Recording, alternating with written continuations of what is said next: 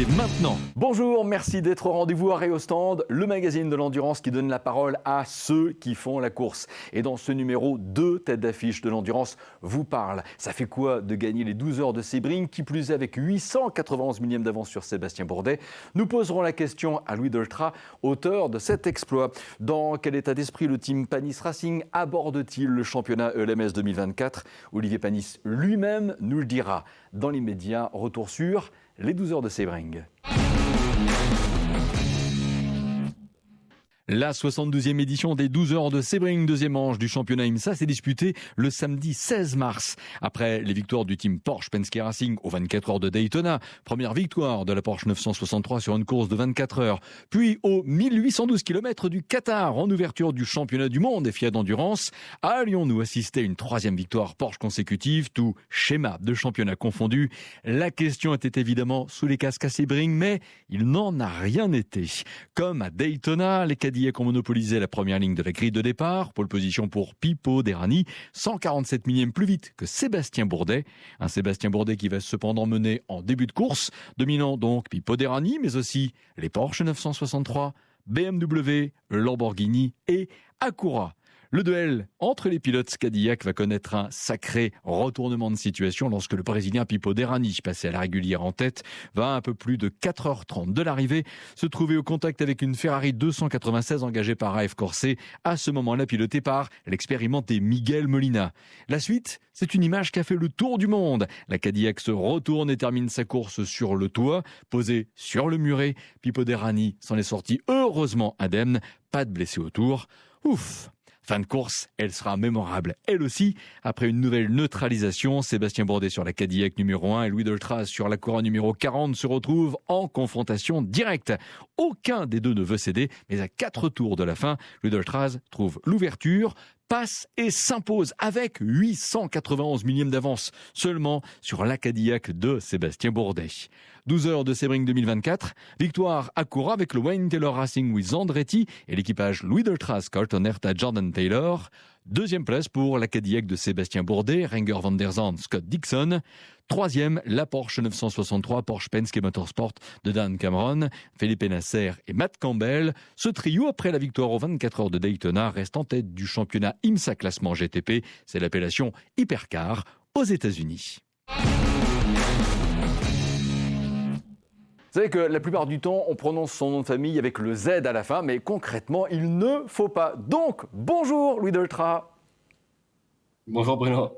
Et bienvenue dans Arrêt au stand. Bon Louis, ça fait quoi de gagner les 12 heures de Sebring, de les gagner qui plus est avec 891 millièmes d'avance sur Sébastien Bourdet?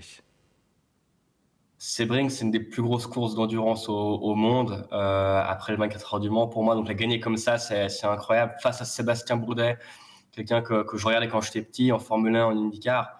Donc c'était une grosse bataille, une énorme fierté et une énorme confiance du team d'avoir laissé finir et de la gagner et de les récompenser comme ça, c'était fantastique. Ouais, c'est génial. Il a fallu oser finalement dans les derniers instants. Vous considérez de passer dans quoi, dans un trou de souris finalement pour vous imposer? Je pense qu'on était beaucoup plus vite. De nuit, notre Acura fonctionnait vraiment bien. On avait un petit avantage sur les pneus. Et ensuite de ça, voilà, à chaque fois que je me rapprochais, il y avait un drapeau jaune, donc je ne pouvais pas attaquer. Ouais. Ces dernières 15 minutes, j'étais proche, mais il me fallait l'aide du trafic, il me fallait l'opportunité. Et j'ai vu cette opportunité, le trou de souris au virage 7. Je me suis dit maintenant, il faut que j'y aille, je ne peux pas rester derrière, je veux gagner. Et puis voilà, on a tous vu ce qui s'est passé et c'était fantastique. Louis, dans votre équipe, évidemment, vous côtoyez Wayne Taylor, Michael Andretti, et c'est ça ma question. Ces personnages, ils sont comment à côtoyer? Ils sont géniaux. Déjà, Wayne m'a donné une opportunité il y a bientôt 2 ans maintenant, 1 an et demi, de faire mes débuts en GTP, en la catégorie Rennes aux États-Unis, comme l'hypercar en Europe. Et j'ai commencé par le rôle d'endurance, maintenant à plein temps. Et c'est vraiment grâce à lui que je suis là. Et Michael Andretti qui nous a rejoints, qui est un grand monsieur du sport automobile aux États-Unis, Ouais. et qui sont vraiment des gens normaux, qui veulent donner des opportunités et nous faire avancer. Donc moi, j'ai beaucoup de plaisir à travailler avec eux. Louis Doltra, évidemment, l'une des images fortes de Sebring, c'est la Cadillac de Pipo Derani sur le toit, mais heureusement qu'il s'en sort indemne. En voyant ces images-là, vous avez réagi comment? Alors moi, j'étais dans la voiture, donc j'ai pas vu les images, j'ai juste vu la voiture Ouais. sur le toit, ce qui était assez impressionnant. On m'a crié à la radio ralenti, ralenti, il y a une voiture en l'air. Donc bon, nous on a ralenti parce que j'étais 10 secondes derrière environ à ce moment-là. Donc ça, c'était impressionnant. Heureusement, il va bien. le trafic, c'est toujours le problème. Enfin, pas le problème, ça fait partie de la course. Et je pense qu'il s'est un peu raté sur ce coup. Et puis, bon, malheureusement, il y a eu un gros accident. Bon, Louis, parlons maintenant très sérieusement des prochaines 24 heures du Mans. Un plateau d'exception, ça je vous l'apprends pas. Mais quand on regarde les listes des engagés, votre nom apparaît en LMP2. Ok, ce qui est très bien, mais certains se disent quand même, ils sont nombreux d'ailleurs, comment ça se fait que Louis Deltram n'est pas en hypercar? Est-ce que ça peut encore changer? Dites-nous. Je pense pas que ça changera. Je suis très heureux de le faire déjà en LMP2. Alors, il se trouve que Acura ne fait pas le WEC et ne fait pas le 24 heures du Mans parce que c'est une marque qui est uniquement américaine. Donc, il n'y a pas de marché pour eux pour le moment en Europe. Donc, je serai en LMP2, mais j'espère que dans un futur très proche, je serai en hypercar et j'espère dès l'année prochaine. Ouais, comment vous les abordez ces 24 heures du Mans? Quoi qu'il en soit, et quand vous regardez la liste des engagés, vous réagissez comment? Je suis super heureux de voir toutes ces hypercars, tous ces programmes d'usine. Je veux dire, les offres, c'est pas ce qui manquait pour pouvoir y aller. Mais il se trouve que voilà, moi j'ai un programme où je suis très heureux aux États-Unis et de le faire en LMP2 comme Metro Mans, cet événement magique avec autant de belles voitures et de pilotes pro, c'est incroyable. On vit une ère en or de l'endurance. Donc il faut tous qu'on en profite. Ouais. Louis, on peut dire que la grande ambition, la vôtre pour 2024, c'est le titre IMSA. C'est largement encore possible. C'est sûr que le titre IMSA dès la première année, ce serait top. Je le prends course par course. Je veux gagner des grandes épreuves, faire mes preuves, montrer ce que je peux faire. Et puis voilà, gagner l'IMSA, ce serait fantastique. Gagner le LMS aussi. Oui. Et idéalement, si on peut prendre le Mans, tout gagner, ce serait fantastique. On le souhaite naturellement pour vous. Merci, cher Louis. On vous dit à bientôt dans Arrêt au stand. Merci, Louis. Merci beaucoup. Vous avez parlé ELMS. Justement, on en parle tout de suite avec notre nouvel invité, c'est Olivier Panis.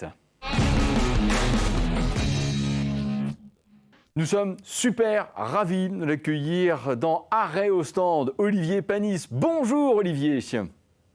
Bonjour Bruno, bonjour à tous. Bon, on a plein de choses à se dire en 4 minutes Olivier. On va commencer évidemment par tout ce qu'il y a de nouveau autour du Panis Racing, parce que le LMS c'est pour bientôt, fatalement les 24 heures du Mans s'approchent aussi.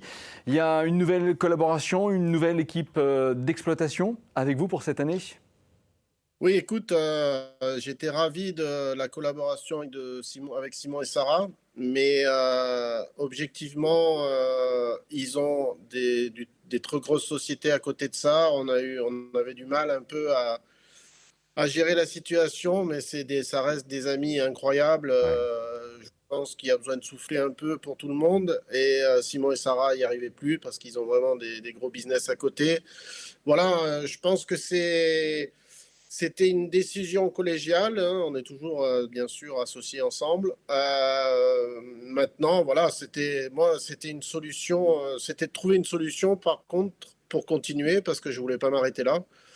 Et sachant qu'on avait la place en ELMS, qu'on allait peut-être être pris au Mans, donc tout ça c'était validé, donc ça c'était super cool. Et après, il fallait trouver une équipe d'exploitation. Et comme moi, si je fais le LMS, et en tout cas, je le fais par passion, le LMP2, encore une fois, c'est pas un revenu de business pour moi, c'est vraiment la passion et l'envie de faire ce championnat et les 24 heures du Mans, évidemment. Et il fallait retrouver une équipe qui correspondait à mon envie, c'est-à-dire de gagner des courses. Et on a discuté avec plusieurs équipes, on a voulu nous racheter. Moi, j'ai pas voulu. Et en fait, je me suis allié à TDS Racing avec Xavier Combé et toute l'équipe, avec qui j'ai de très bonnes relations depuis longtemps. Et je pense que c'est l'une des équipes les plus fortes qui existent. Donc voilà, d'exploiter la voiture Panis Racing, pour moi, c'était important qu'il y ait une équipe très compétitive. Et j'ai trouvé, on s'est mis d'accord pour faire cette saison 2024. Très bien.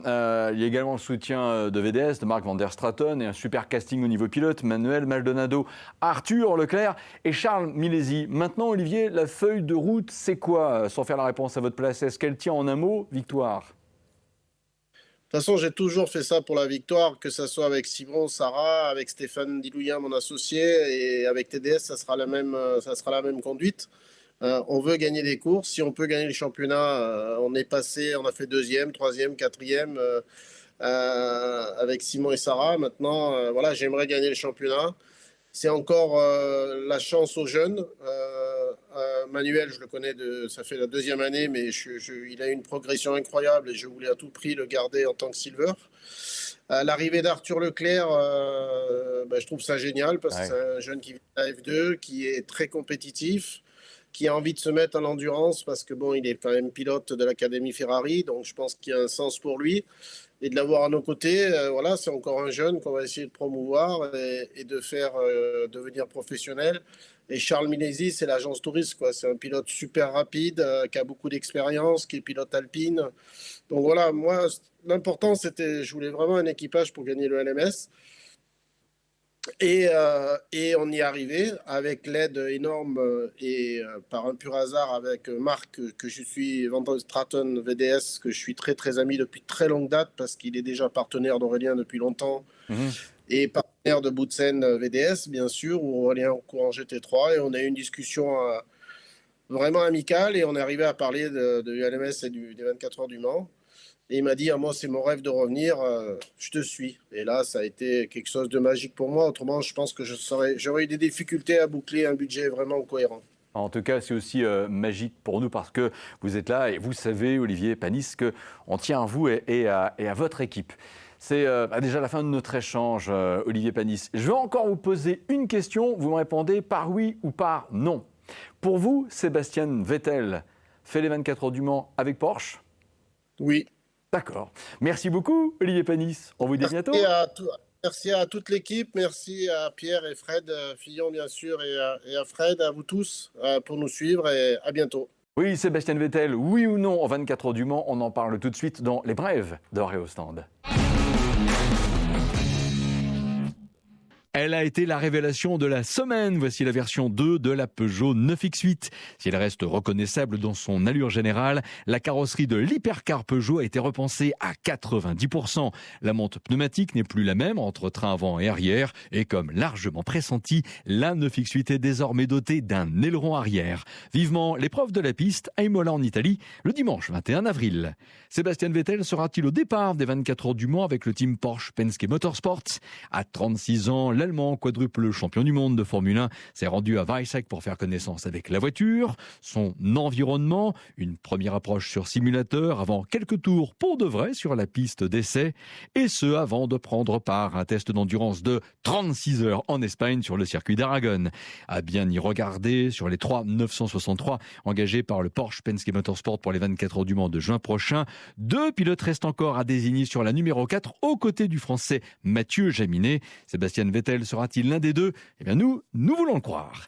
24 heures du Mans 2024, les couleurs Matra sont de retour. Une initiative du team Idexport de Patrice Lafargue pour célébrer le 50e anniversaire de la 3e et dernière victoire en date de Matra aux 24 heures du Mans avec la 670B moteur V12 du duo Henri Pescarolo-Gérard Larousse.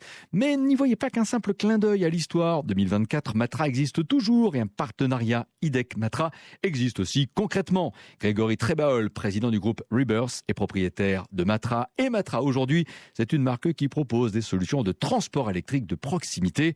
Vive les vélos Matra. Le team Idexport disputera l'européenne Le Mans Series et les 24 heures du Mans avec une LMP2 que nous rebaptiserons Oreca Matra pour Paul Lafargue, Rechat de Gérus et Job van Neutert.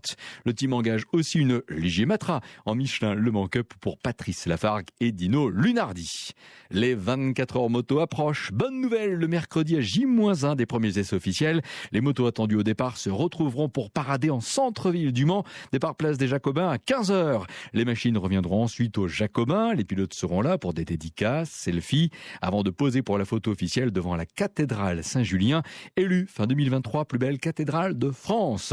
Vous vous en souviendrez la prochaine fois que vous verrez le virage de la Chapelle. 24 heures moto du 18 au 21 avril sur le circuit Bugatti.